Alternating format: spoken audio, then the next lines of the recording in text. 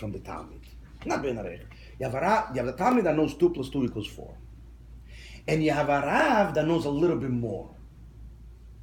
You have a Rav that knows a little bit more. He knows 2 plus 2 plus 2 equals 6. Okay? Hest? So it's a Rav and a Talmud, and the Rav knows a little bit more than him, but they're be'erech one to another. Hest? They're be'erech one to another. So, Bazei, it's not such a big deal. It's not such a big deal. Because they are be'erech one to another, the Rav knows a little bit more than the Talmud, so there's some conversation going on there.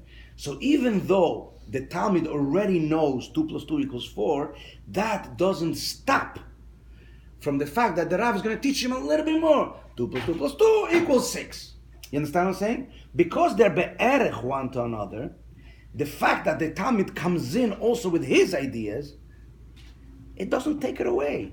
Because the Talmud comes in with his ideas, absolutely. And the Rav can't be makabel from the Rav. Wait. I'm not talking. I'm talking now about a Rav and Talmud that are be'erech. That are be'erech. He can't be makabel. He can, yeah. Why not? He can, yeah. not. Listen.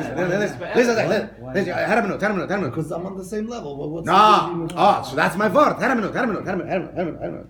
I'm not talking. The Rebbe is going to talk now about a Rav and Talmud that are not be'erech one to another. That completely bein arech. I'm going one step lower first. Right. I'm saying when there's a Rav that is be'erech to his Talmud, yeah? So, the Talmud already knows something. And the Rav is going to teach him a little bit more. Okay, 1 second. The Talmud already knows 2 plus 2 equals 4. The Rav is going to teach him a little bit more. He's going to teach him 2 plus 2 plus 2 equals 6. The Talmud didn't know that yet. The Talmud didn't know it. The Rav taught it to him. But, here's the key. Because they are be'erech one to another, because they're not so far from each other, so the fact that the Talmud already knows something, in ish gefährlich. The fact that the Talmud already knows 2 plus 2, he's gonna understand even better. And it doesn't dilute so much the Rav, because they're close to each other. Oh, perfect example. I said before, I don't know. Perfect example. Let's take the example. I have a perfect example. Perfect example. You have a cup. And the cup is the Talmud. And the Talmud the cup is half full. Half. With light blue water. Light blue water. Perfect example. Light blue water. Now, it comes the Rav, and he's going to add to this cup. And he's going to add dark blue water. Okay? Dark blue water. Okay? The Rav is going to add dark blue water. Was ist da geschehen? But yeah, the Rav added. The Rav added. It's true? The Rav added. But because they are be'erech one to another, because this is light blue water and this is dark blue water, so when I mix them, okay. So the water that was light became a little darker. Does that make sense? Yes. That is a Rav and a Talmud that are be'erech one to another. But now, we're talking about a Rav and Talmud that are be'ein arech. The Talmud is light blue water. The Rav is complete clear. Clear water. Okay? Haramnot. If you put in clear water in light blue water, it's going to be a little bit blue. That's not good. We want that what the Rav is going to pour into this cup should be clear. How can we pour clear water into a cup and the water should stay clear? How? There's nothing in it. If there's nothing in there. If there's nothing, not a drop of light blue water, the water will stay clear. That's the word here. When the Rav and the Talmud are be'erech one to another, so this is light blue water, this is dark blue water, they mix, they understand each other. So okay, so the Rav hat zugestellt a bissel, the Rav added a little bit. Okay, added a little bit, but big deal. That's no big deal. That's not what we're looking for here. We're looking for here of a Rav that is giving us something that's be'ein areich. If it's be'ein areich, it's clear water. And we do not want this water to be polluted, not a drop. The only way, if it's clear reikon completely. If the keli is going to be completely empty, then the water that comes into the keli will be pure. Stimmt, lady? Stimmt? Let's go. והיינו, noch einmal, שבש"ס, שמי השכל הרב, אין יוכל אפילו בזכם משפיע לעצמי. The keli has to be completely empty, that the Talmud shouldn't even say to himself, oh, let me hören, was der Rav hat zu sagen. That's also no good. That's also no good, because again, it's like you're a little bit, you're polluting it with a little bit of blue water. Yeah, exactly. Ich bin da. That's not good. Blue water. Again, what will come in from the Rav won't be pure, clear water. שכלי שכלה בתנועה של רוצים להובין את דיבר רב, שעוז לא יוכל לקבל לשכל הרב שהוא בין הריח אליו. Yes, if it's a Rav and Talmud like we know, then you can have that type of conversation. But if you want to emphasize, like the Rebbe clearly said, Amiti saying in the Rav and Talmud, a Rebbe mitachosid has to be completely empty. Not even like you said, not even, what are you saying? Ki dafke kli reikon machzik. If dafke, when it's an empty keli, then the water will come in purely. Again, why is that? Because I'm bringing in clear water. צריך ליאס כלי ריקון לגמרי, שלא תהיה אפילו מציאס הרוצן להובין ולהשיג את השכל שמשפיע על הרב.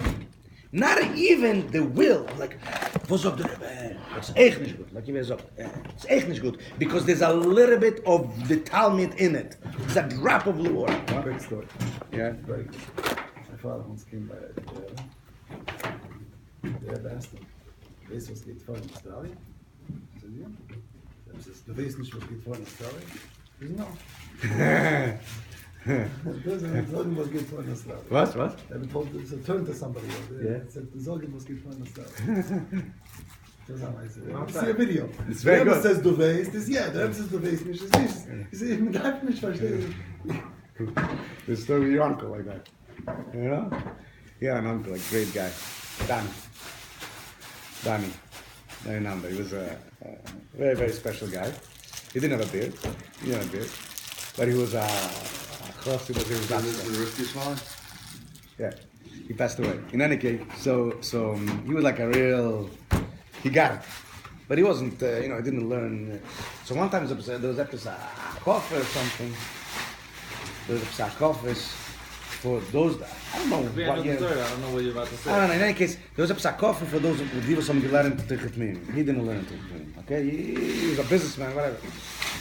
So it seems like the Rebbe was saying we should go, whatever. Happens to go to that coffee. He used to come to Simchas Torah. One time he didn't come. The Rebbe asked how come he didn't come. Whatever, he's been at Simchas Torah. I can't say it. Young schmacker, in any case, so weißt du, the Rebbe was asking people if you learn to do Chetmim, and he went to that coffee. So later, a guy went over to Danny and said, I don't understand. The Rebbe asked if you learned to Chetmim. He said, yes. He didn't learn to Chetmim. So he says, The Rebbe knows why. he said, no. He said, no. The Rebbe said. He said, Asach Besser. No, he says, the Rebbe asked me a question. I don't speak Yiddish. I know one thing. If the Rebbe asks a question, he says,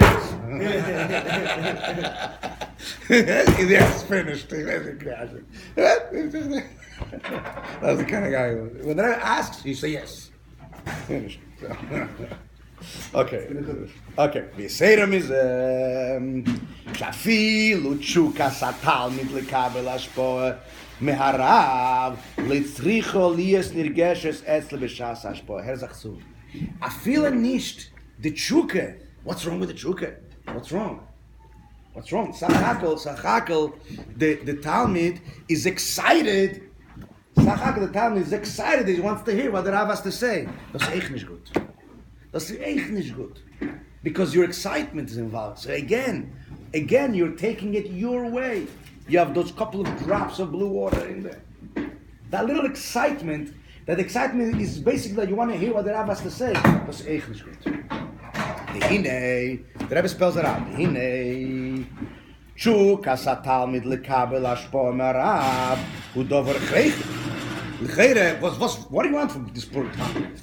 If the guy's not going to be excited to hear what the Rav has to say, he's never going to be interested in hearing what the Rav has to say. So l'cheira, it's you need it. Yeah. That's what Jacobson was once. He was giving a shir or something, and he I don't remember what it was about, but he said this story where because he used to be a chayzer or something. Yes. So he said that once basically he was listening and everything, and for a split second he either there was a pause, I don't know, there was something, he just for a split second he just turned to himself and he thought to himself, wow, this stuff is amazing, or something like that. He missed the point. And he lost track. Absolutely. Done, like that. Yeah, absolutely. It was a known thing by the chayzer. Yeah, no, ask any chayzer. If you wanted to really remember what the Rebbe said, B'shas Maise, you cannot try to understand it, not to try to appreciate it, nothing. Because if you try to appreciate what the Rebbe is saying, you'll come up with something really beautiful. Really beautiful. The Rebbe's not talking. You're missing. But it's not what the Rebbe said. You lost it, that's it. You'll come up with something magnificent, but it's not what the Rebbe said. Yeah. If you want to hear what the Rebbe says, you have to just stay there and listen and not mix yourself in whatsoever. Not the process. That's what it is. Not the process. When the sikha finishes, then you can start processing. But when you're listening, there's no processing. The processing is afterwards. Because if you start processing b'shas ma'aseh, you'll come up with a magnificent sikha. But it's not what the Rebbe said. Weiter. V'hinei Chuk asatal mid lekabel ashpo marav udover chreichi. So now we need this chukah. We need this willpower, this geschmack, this desire that the Talmud has to listen to the Rav. It's needed because if the Talmud doesn't have a desire You have to get there. to get, then the Chaldis there's nothing to talk about. He's not even going to listen. So we need it. But look what he's going to say now. You need this chukah from beide Seiten. Sai mitzad the Talmud to the Rav, sai mitzad the Rav to the Talmud. It's like the glue that brings them together. Heim b'negel ha-Talmud, sai mitzad the Talmud, shechukah zu pe'eles etzle bitla mitzias, sheyuchal liyas kli lekabel seichel Rav. Sai, this chukah that the Talmud has, let me hear what the Rav to say, that makes him into bottle mitzias in order to hear what the Rav to say. And this chukah, this desire is necessary also mitzad the Rav. V'heim b'negel ha-Rav, shel yosef be'in arech la-Talmud, harei ashpo la-Talmud, hi yerida deila b'shvilem. Because this Rav and Talmud is so far away from each other, so not only the Talmud, if he doesn't have the chukah, he won't go to the Rav won't go to the Talmud. The Rav won't be interested to be mashpir to the Talmud. Shelei tiyeh mitzadati. The Rav wants to sit in his ivory tower, in his little besmedresh, and wants to learn. He's not interested in wasting time with his Talmud, was versteht gar nicht. He's not interested. Really? So when does the Rav Taka do that? When the Rav sees that the Talmud is so interested, the Talmud will have so viel Herren what he has to say, then okay, he comes out of his ivory tower and he goes down to the Talmud.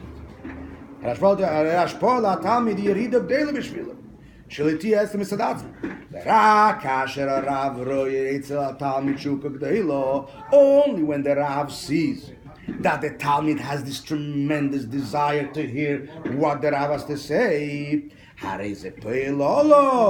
this shukah of the Talmud, tutuf afun Rav, that the Rav yirtze letzamtzem atzmei, that he should take be mitzamtzem himself leherid in Yonov ulashpia yisrael na-Talmud.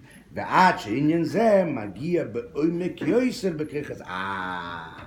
But this chukah, this desire that the Talmud shows in the Rav, this desire that the Talmud shows in the Rav, not only helps that the Talmud should go to the Rav, not only it helps that the Rav should go to the Talmud, which is a second level, there's a third advantage here. That all of a sudden, the Rav